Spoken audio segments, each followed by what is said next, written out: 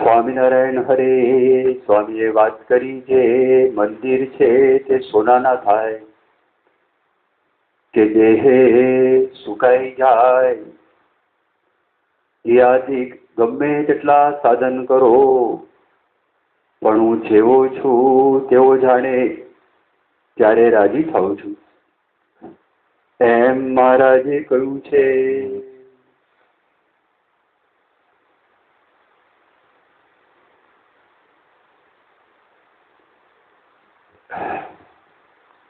મંદિર સોના ના થાય અને દેહે કરીને સુકાઈ જાઓ. પણ એક શબ્દ શું મૂક્યો? ગઈકાલે આપણે આ વાત કરી હતી ને, દેહે કરીને સુકાઈ જવાની વાત, મંદિર સોના ના થવાની વાત ગઈકાલે આપણે કરી હતી. મહારાજ કહે છે કે દેહે કરીને સુકાઈ જાઓ. એ આદિક ગમે એટલા સાધન કરો, ફક્ત આ દેહ સુકાવાની વાત નથી. એ તો એક સાધન થયું. એ આદિક એટલે વગેરે ગમે એટલા સાધન કરો. જેટલા સાધન આપણા મનની અંદર અધ્યાત્મ માર્ગની અંદર હોય બધાની આપણે ગણતરી કરી દઈએ, બધાની નામાવલી બનાવીએ અને બધા સાધન આપણે કરીએ તો પણ મહારાજે એવું કહ્યું કે તમે મને જાણો કે હું કેવો છું, તેનાથી હું રાજી થાઉં છું. આ સમજણની અંદર આવી ગયું. ભગવાન સ્વામિનારાયણની આપણે કેટલાક અઠવાડિયાથી વાત કરીએ છીએ. આજ સ્વામીની વાત ઉપર નિરૂપણ ચાલે છે, પણ અતિ મહત્વની વાત છે. આ એકડાની વાત છે. શ્રીજી મહારાજ બહુ સરળ ભાષાની અંદર જો વિચાર કરીએ તો સર્વોપરી ભગવાન છે, સર્વ અવતારના અવતારી છે, સર્વ કારણના કારણ છે, સર્વ થકી પર છે, સર્વોપરી સત્તા છે. એના કરતા કોઈ પર છે જ નહીં અને અપાર અપાર અપાર છે. ભગવાન પોતે એમ કહે છે કે હું મારા મહિમાના પારને પામતો નથી, તો બીજા ક્યાંથી પામી શકે? ગુણાદિકાનંદ સ્વામી એમણે એક વાત કરી કે સદગુરુ હોય, મોટા મોટા સદગુરુ, એ ગુણાદિક સંતનો અભિપ્રાય જાણી શકે? તો સ્વામી બોલ્યા કે શું ધૂળ જાણે? સૂર્યનો મહિમા પતંગિયું શું સમજવાના? સૂર્યનો મહિમા કે પતંગિયું કઈ સમજી શકે? એમ ગુણાતીત સંત અને મોટા મોટા સદગુરુની અંદર પણ જો એટલો બધો તફાવત બતાવેલો તો ક્યાં આગળ ભગવાન સ્વામિનારાયણ પૂર્ણ પુરુષોત્તમ ભગવાન આ વાતની જીવમાં આપણી દ્રઢતા થાય અને એની પુષ્ટિ તો જેટલી પુષ્ટિ થાય એટલી ઓછી છે. આખી જિંદગી સુધી આપણે મહિમાનું ગાન કરીએ તો ખૂટે એવું નથી. આ ખાલી બોલવા માટે વાણીનો વ્યવહાર છે અને વાણીના વ્યવહાર અંદર ઘણી બધી વખત આપણે કેટલા બધા શબ્દો પ્રયોગ કરતા હોય એવું નથી. આ એ ખરેખર કંઈક જુદું જ છે, નવું નવું આવ્યા જ કરે. આ સર્વોપરી ભગવાનની મહારાજે વાત કરી, પણ મહારાજ જયારે ગુજરાતની અંદર આવ્યા ને તો તે જ વખતનો વિચાર કરો કે શ્રીજી મહારાજ ત્યાં કેટલા આશ્રમમાં ઉપસ્થિત હતા, એના કરતા મહારાજ મોટા હતા કે નહોતા? રામાનંદ સ્વામી તો ઘણો બધો મહિમા કયો, પણ આપણે થોડો વિચાર કરીશું ત્યારે આપણે ખબર પડશે કે મારી વાત તો સાચી છે. રામાનંદ સ્વામી બોલ્યા. રામાનંદ સ્વામી પોતે સામાન્ય સંત નહોતા. રામાનંદ સ્વામી પોતે પણ એક મહાન સંત હતા. રામાનંદ સ્વામી વચનસિદ્ધ હતા. રામાનંદ સ્વામી અંતર્યામી હતા. રામાનંદ સ્વામી માટે એવું કહેવાતું કે પોતાનું શરીર છે એ ફણીની અંદર, આપણી પાસે જે બધી વાતો આવી છે ને, એક વાત પ્રમાણે રામાનંદ સ્વામીનો અગ્નિદાહ થયો અને ત્યાં આગળ ફણેણીમાં તમને ઓટો પણ બતાવે છે. પણ બીજા એક વર્ઝન પ્રમાણે રામાનંદ સ્વામી સ્વદેહે જતા રહેલા હતા. ચિતા ઉપર એમનો દેહ હતો જ નહીં. આવી એક વાત હતી. અને શ્રીજી મહારાજે પોતે જયારે રામાનંદ સ્વામીના લોકની દ્રષ્ટિએ ગુરુ બનાવ્યા ત્યારે રામાનંદ સ્વામી સામાન્ય હતા નહીં. શિષ્ય મંડળ પણ તમે જો, શિષ્ય મંડળ પણ બહુ સમર્થ હતું. મુક્તાનંદ સ્વામી, આયપાનંદ સ્વામી, ભાઈરામદાસ સ્વામી, પર્વતભાઈ, ગોવર્ધનભાઈ, મયારામ ભટ્ટ, આ બધા જે હતા એ શિષ્યો હતા રામાનંદ સ્વામીના, અને અતિ સમર્થ વ્યક્તિ હતા. તો એમણે ભગવાન સ્વામિનારાયણના મહિમાની વાત એ કચ્છની અંદર કરી. જ્યારે લાલજી સુથાર એ નિષ્કુળાનંદ સ્વામી ત્યાં ગયા અને પૂછ્યું, આ સહજાનંદ તો જે વખતે હતા ને, નીલકંઠ વર્ણી એ કેવા મોટા છે? દત્તાત્રેય જેવા છે, કપિલ જેવા છે, ઋષભદેવ જેવા છે, કોના જેવા છે? રામાનંદ સ્વામી એના કરતા મોટા જ. પહેલા તો શરૂ કર્યું સુખાનંદ સ્વામીથી. તમે અમને એમ કહો છો કે વર્ણીના દર્શન કરવા માટે જાઓ? એક નવી વ્યક્તિ છે, નાની 18-19 વર્ષનો એક છોકરો છે, કિશોર અવસ્થા કહેવાય, અને તમારા દર્શન છોડીને એના દર્શન કરવાની વાત કરો, કેવા મોટા? સુખાનંદ જેવા છે કે ના, એના કરતા મોટા છે? તો પછી બીજો પ્રશ્ન પૂછ્યો, મુક્તાનંદ સ્વામી જેવા છે એના કરતા મોટા છે? ઋષભદેવ જેવા છે, દત્તાત્રેય જેવા છે એના કરતા મોટા છે? તમારા જેવા છે મારા કરતા મોટા છે? રામચંદ્ર ભગવાન જેવા છે? પછી રામાનંદ સ્વામી કે સાંભળો, હવે લાલજી સુતારને શું કે છે? કહે લાલજી તે મોટા કેવા, દત્તાત્રેય ઋષભદેવ જેવા, કે શું છે રામચંદ્ર સમાના, રામાનંદ કહે સુણો કાન. જેમ કૃષ્ણ મોટા સર્વેથી, તેમ આજે મોટા વળી એથી, આજે અવતારના અવતારી, ઘણું શું કહીએ વિસ્તારી. આ લખાયું ક્યાં આગળ? દલપતરામ કવિએ લખ્યું. કયા ગ્રંથમાં? હરિલીલામૃત ગ્રંથમાં. એ ગ્રંથની રચના થઈ કેવી રીતે? ભગવાન સ્વામિનારાયણના ભત્રીજા હતા રઘુવીરજી મહારાજ. એમના પછી આવ્યા ભગવત પ્રસાદજી મહારાજ, દત્તક પુત્ર. એમના દત્તક તરીકે આવ્યા વિહારીલાલજી મહારાજ. તો એમના મનની અંદર એમ થયું કે આપણે ત્યાં આગળ સંપ્રદાયની અંદર ભગવાનના ચરિત્રો, ભગવાનનો સંદેશ, ભગવાનનું કાર્ય, એને લગતા કોઈ દેહ ગ્રંથ નથી. માણસ ગાઈને એનું વર્ણન કરી શકે, ભક્ત ચિંતામણીમાં છે, વિગતથી નથી. ભક્ત ચિંતામણીમાં બધો એસેન્સ આપેલો છે. પણ વિસ્તૃત જો ગ્રંથ બને તો સારું. આવો વિચાર બિહારીલાલજી મહારાજના મનની અંદર આવ્યો. તો તે વખતે સંપ્રદાયની અંદર જેટલા પરમહંસો હતા, પરમહંસોને વાત કરી કે તમે ભગવાન સ્વામિનારાયણના ચરિત્રો જે લખ્યા હોય હસ્તલિખિત, એને ખરડા કહેવાય, એ બધા તમે વડતાલ મોકલો અને દલપતરામને આપો. જે હરિભક્તો પાસે પણ લેખિત હતું એ બધા ખરડા ભેગા કર્યા. સંપ્રદાયની અંદર પરંપરામાં બધી જે વાતો હતી એ વાતોના આધારે પછી એમને 2 ભાગની અંદર હરિલીલામૃત ગ્રંથ છે એ ગ્રંથની રચના કરી. તો એની અંદર આ વાત આવે છે. તો આખો પ્રસંગ એવો ઉપસ્થિત થઈ ગયો હતો કે જ્યારે ઈશનાવ પીપળાઓનો કેસ ચાલતો હતો.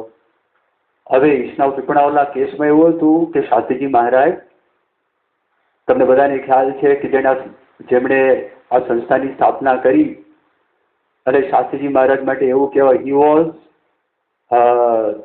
The able exponent of Akshar and Purushottam. Harshadbhai Dave આવી વાત કરતા. અને વિવેકસાગર સ્વામી થોડા દિવસો પહેલા અમને આ વાત કરી. એમણે 1.25 કલાક અમને કથા કરી અને 1.25 કલાક સુધી બધું વર્ણન કર્યું. એમાં એક આ વાત એમણે આ કરી, હર્ષદભાઈ આવી વાત કરતા, અક્ષર અને પુરુષોત્તમના શાસ્ત્રીજી મહારાજ એબલ એક્સપોનન્ટ, એ જે નિરૂપણ કરનારા સમર્થ વ્યક્તિ હતા કે જેમણે અક્ષર પુરુષોત્તમ મહારાજની મૂર્તિઓની સ્થાપના કરી. તો એ જે શાસ્ત્રીજી મહારાજ હવે એમને અક્ષર પુરુષોત્તમની વાત, પ્રગટની વાત, શ્રીજી મહારાજ સર્વોપરી છે એ વાત, પછી સ્વામી અક્ષર છે, ગુણાત્માન સ્વામી એ વાત, ભગતજી મહારાજનો મહિમા, આ ક્યાંથી સહન થાય? પરોક્ષમાં બધાને પ્રીતિ છે. 5000 વર્ષ પહેલા જે થયા હોય એમાં પ્રીતિ હોય, લાખો વર્ષો પહેલા તેમાં પ્રીતિ હોય. પણ એનું એ સ્વરૂપ પ્રગટ હોય તો પ્રગટ તે વખતે ઓળખાણ થાય નહીં, પરોક્ષમાં ઓળખાણ થાય, આ બધી વાતો થાય. અને શાસ્ત્રીજી મહારાજ આ કરવા લાગ્યા, ધમાલ ધમાલ થઈ ગઈ. અને સ્વામીને તો માર્યા, સ્વામીનું અપમાન કર્યું, સ્વામીને ઝેર આપ્યું, સ્વામીને કાઢી મૂકવા માટે એ લોકો મથ્યા. અને છેવટે શાસ્ત્રીજી મહારાજ વડતાલથી નીકળે છે. હવે વડતાલથી નીકળ્યા ને તો વડતાલથી નીકળીને સ્વામી બહાર ગયા અને જોયું કે સમાધાન થાય, પાછા બોલાવી લે, આ તકરારો બધી મટી જાય. તો સ્વામી બધે વિચરણ કરતા હતા, હજી નક્કી કર્યું નહોતું. સ્વામી બહાર નીકળ્યા અને પછી સંતો શાસ્ત્રી મહારાજ સાથે ફરતા હતા. તો ઈશનાવ પીપળાવની વાત કરે છે ને, ઈશનાવ પીપળાવ નજીકના ગામડાઓ છે. ઈશનાવ મંદિરની અંદર આપણા સંતો ઉતરેલા, આ વડતાલ તાબાનું મંદિર. હવે થયું એવું કે આ વડતાલ તાબાના મંદિરમાં ઉતારો કરેલો, રાત ઉતારો કરવાના હતા. પણ ત્યાં કાકા ભત્રીજાને પરસ્પર ઝઘડો હતો. કાકા ભત્રીજાને ઝઘડો હતો. એમાં કાકાએ કાંઈ ઉતારો આપ્યો મંદિરની અંદર, ભત્રીજાએ વિરોધ કર્યો. આ તો વડતાલમાંથી નીકળી ગયા છે, તમે શા માટે કરો? સંતો સાથે એને કોઈ પ્રશ્ન હતો નહીં, ઝઘડા અંદરના હતા. એટલે અંદરના ઝઘડાની અંદર સંતો જ હડફેટમાં આવી ગયા. એટલે લોકોએ ધમાલ કરી, સંતોને કાઢી મૂક્યા, પોલીસની અંદર ફરિયાદ કરી, સોલે ભગનો કેસ દાખલ કરી દીધો. હવે એ દાખલ કર્યો તેમાં તો શાસ્ત્રીજી મહારાજ તો હાજર પણ નહોતા. અરે સંતોને તો કોઈ આગ્રહ નહોતો. તકરાર થતી હોય ને તો સંતોને તો ઉભા રહેવું ગમે જ નહીં, એ નીકળી જ જાય. તકરાર બકરાર થતી હોય, એને લીધે કોઈને દુઃખ થતું હોય તો કોઈ દિવસ પોતે ઉભા ના રહે. કારણ કે આખી સબભૂમિ ગોપાલજી, જ્યાં વિચરણ કરો ને, કંઈ ઠેકો તો દીધો નથી કે આ જ ગામમાં ને આ જ મંદિરમાં ઉતારું, એવું કશું છે નહીં. અને ક્યારેય એવું રાખ્યું નથી. પણ હવે કાકા ભત્રીજાને બરોબર આંટી પડી ગયેલી, એટલે એમાં બધો કેસ કર્યો. શાસ્ત્રીજી મહારાજનું પણ નામ આવ્યું. સ્વામી તો કંઈક વિચરણ કરતા હતા.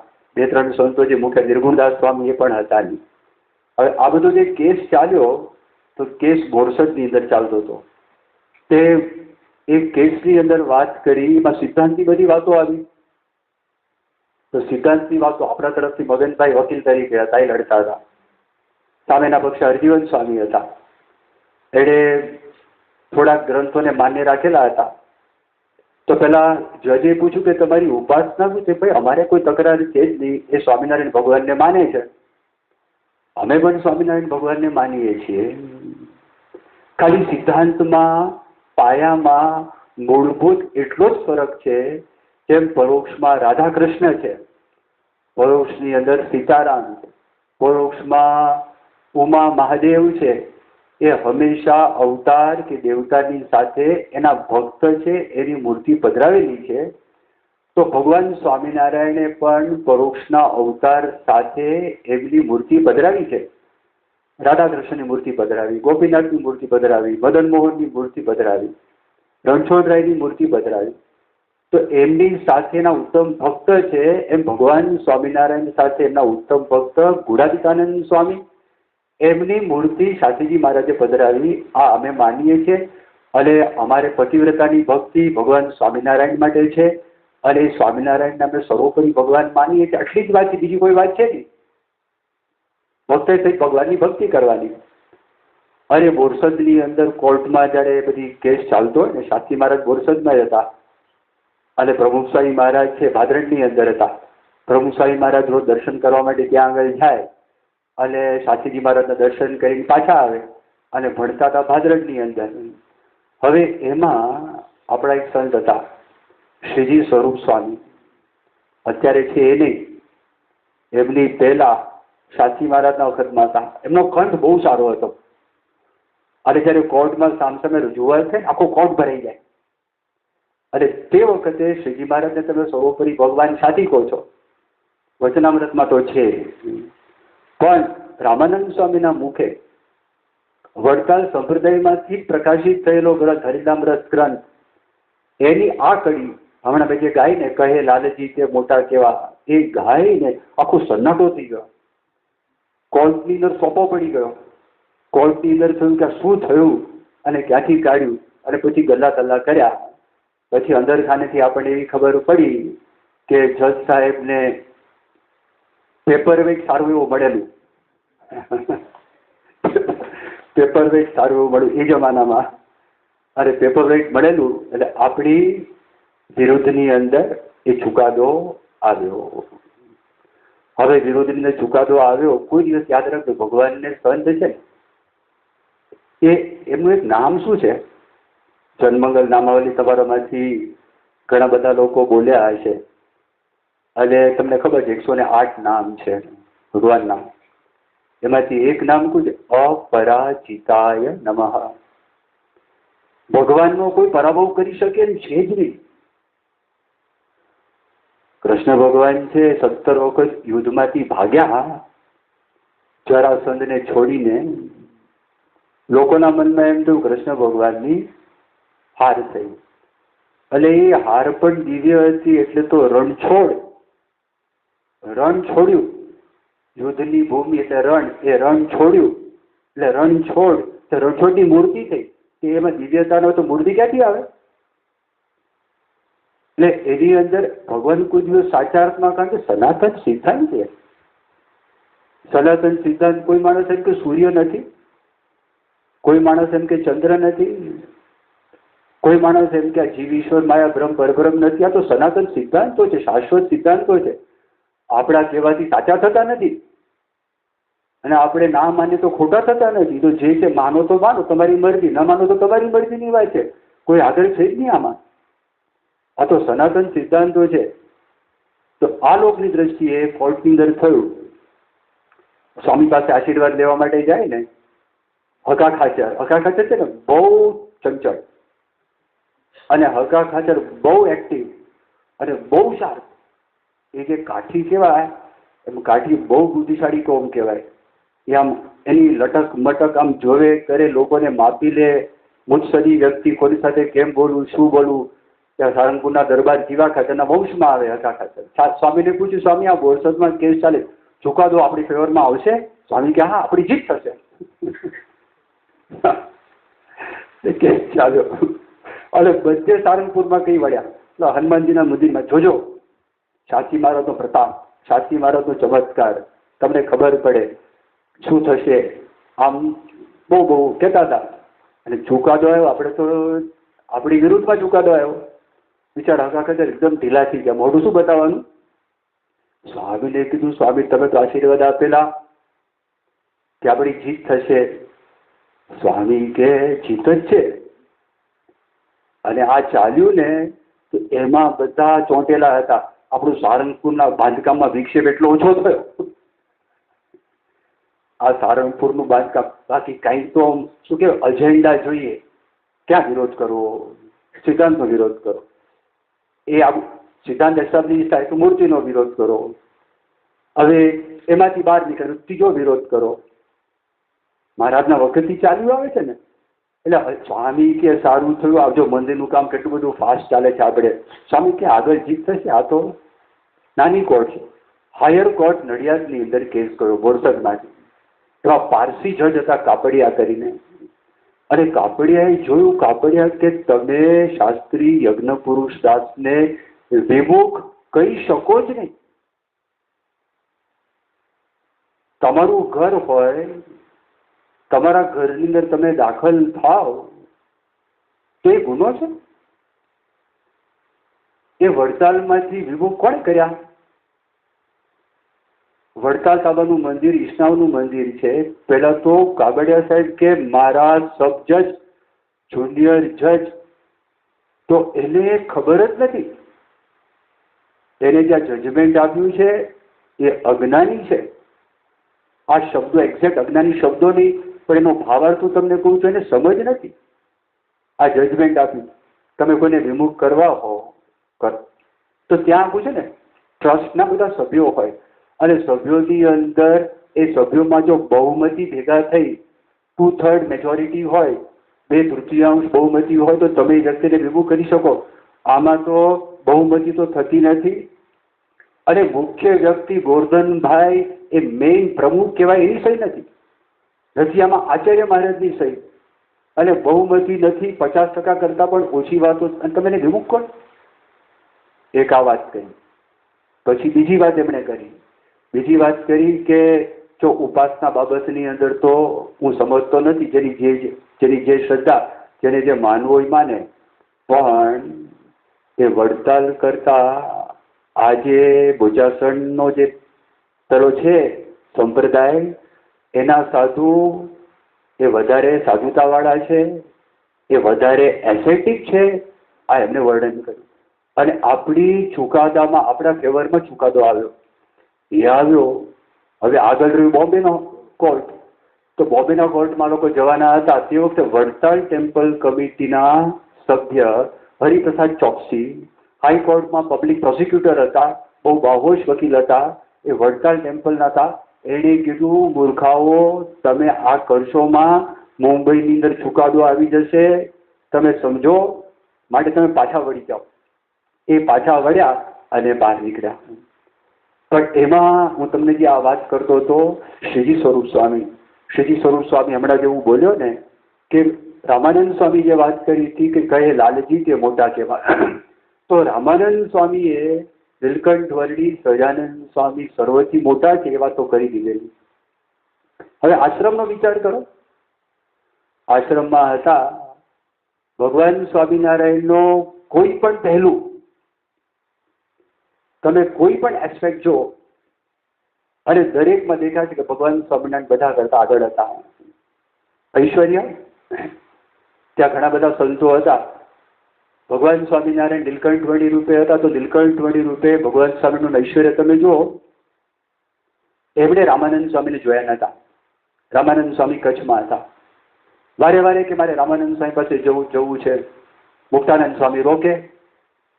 એક વખત નીલકંઠ વર્ણીએ વાત કરી, સારું કે સ્વામી તમે રામાનંદ સ્વામીનું ધ્યાન કરો અને તમારા મનની અંદર રામાનંદ સ્વામીને હું જોઈ લઈશ. જો નીલકંઠ વર્ણી આ બોલે છે, અને મુક્તાનંદ સ્વામી ધ્યાન કરવા માટે બેઠા રામાનંદ સ્વામીનું. રામાનંદ સ્વામીને સંભાળ્યા અને નીલકંઠ વર્ણી એમના આંખની અંદર ભક્તિના આંસુ, અને જેવા રામાનંદ સ્વામી હતા એવું આખું વર્ણન. જ્યાં મુક્તાનંદ સ્વામી મુખારવિંદ જોયે, નીલકંઠ વર્ણી મુખારવિંદનું વર્ણન કરે, આંખનું વર્ણન કરે, કાનનું વર્ણન કરે, નાકનું વર્ણન કરે, બંને ભુજાનું વર્ણન કરે. એટલે કહ્યું, મારા મનની ગતિ આ નીલકંઠ વર્ણી છે, મારા મનની ગતિ જાણે છે. શીલ ગામથી 18 મણ ચીબડા લાવવાના હતા. એ 18 મણ ચીબડાની અંદર એક દેવા ભગત ભેગા હતા. તો દેવા ભગત છે એમના માથા ઉપર આ 16 મણનો જે ગાંસડો કહેવાય ને, તો 16 મણનો ગાંસડો એમના ઉપર નહીં, એમના પર 2 મણનો ગાંસડો. નીલકંઠ વર્ણી ઉપર 16 મણનો ગાંસડો, કે તમારા ઉપર હું તમારા કરતા અટો કટો છું, હું 2 મણ માંડ ઉપાડીશ, તમે 16 મણ ચીબડા કે તમે મૂકો. એ મૂક્યા ને, એક બે તો અડે જ નહીં, એ હાલું અડતું જ નથી. ભલે વચ્ચે ખાલી ખપ. અરે પહેલા તો હાંસી ગયા કે ભાઈ સાહેબ મારા ત્યાં ઉંચકા છે નહીં, થોડું ચાલીને. નીલકંઠ વર્ણી કે સારું, એ પણ માથા પર મૂકો. કે 18 મણ લઈને આવે. આ બધાએ જોયું, બીજા કોઈ કરી શકતા નથી. આના કરતા મોટું શ્રીજી મહારાજ રામાનંદ સ્વામીને લખે છે, આ અષ્ટાંગ યોગે કરીને મેં એવું ઐશ્વર્ય પ્રાપ્ત કર્યું છે. પત્રીમાં લખે, મને ટાઢ તડકો લાગતા નથી, મને ભૂખ તરસ લાગતા નથી, મને તપ અને વ્રત કરવા કઠણ પડતા નથી. આ પત્રીમાં વર્ણન આવે છે. નિષ્કુળાનંદ સ્વામી લખે, તપની અંદર જો એમની બરાબરી કરી શકે એવા કોઈ નતા.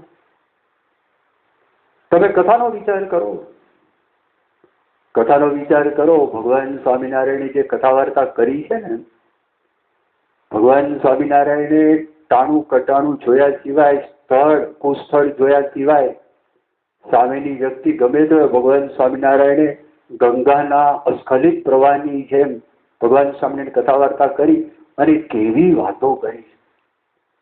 ભગવાન સ્વામિનારાયણ જે અર્થ કર્યા છે ને, એક કે એક આમ જુદા પ્રકારના અર્થ. જો ભગવાન પ્રધાન હોય, જો ભગવાનનો મહિમા બધા કરતા વધારે હોય, તો જ ભગવાન પ્રધાન રાખીને બધા જ અર્થો થયેલા છે.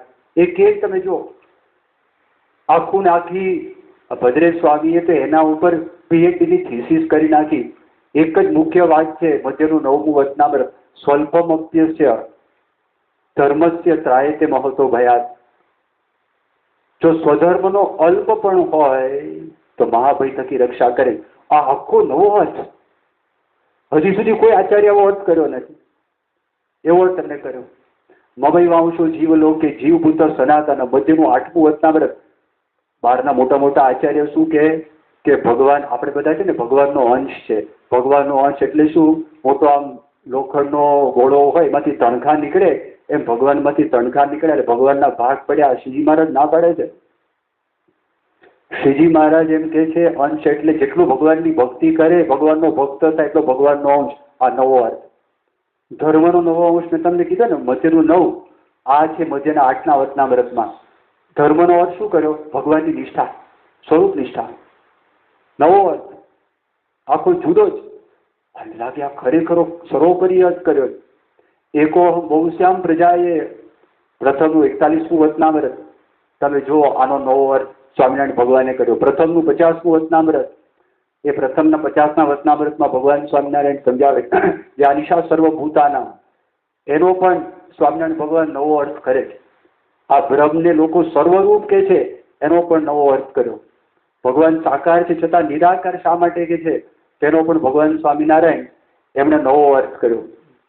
એક એક તમે જુઓ આમ લાગે જ્ઞાનનો તદ્દન નવો અર્થ ભગવાન સ્વામિનારાયણ આપી દીધો. જ્ઞાન એટલે શું? જ્ઞાન એટલે જાણવું.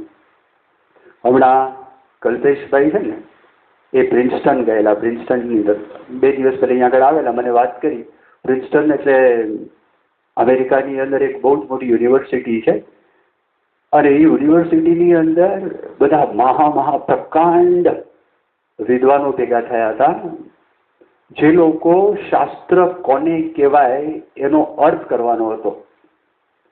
તો કલ્પેશભાઈ ત્યાં આગળ ગયા કે પહેલે દિવસે હું બેઠો, મને કંઈ જ ખબર પડી નહીં. કંઈ કરતા કશું જ નહીં. મારા મનમાં એમ થયું કે આ એક સેશન પતાવી હું કાલથી આવું જ નહીં, જતો જ રહું. કાંઈ કરતા કાંઈ જ નહીં. ટેક્સ્ટ કોને કહેવાય?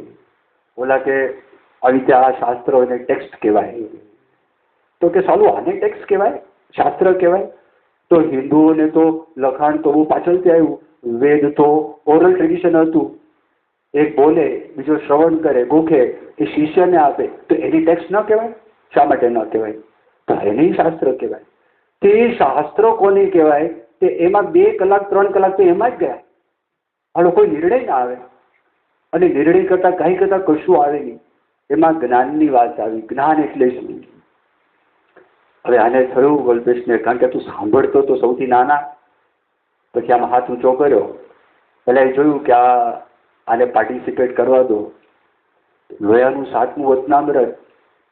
જ્ઞાન એટલે ભગવાનનું જે સ્વરૂપ છે, જે ભગવાનના સ્વરૂપમાં ઇન્દ્રિયો પહોંચે, જે ભગવાનના સ્વરૂપમાં અંતઃકરણ પહોંચે, જે ભગવાનના સ્વરૂપમાં અનુભવ પહોંચે, એને જ્ઞાન કહેવાય. બોલે કે વાહ વાહ, આમ જિંદગીમાં આ જ્ઞાનનો અર્થ સાંભળ્યો જ નહોતો. જ્ઞાન એટલે કોને કહેવાય?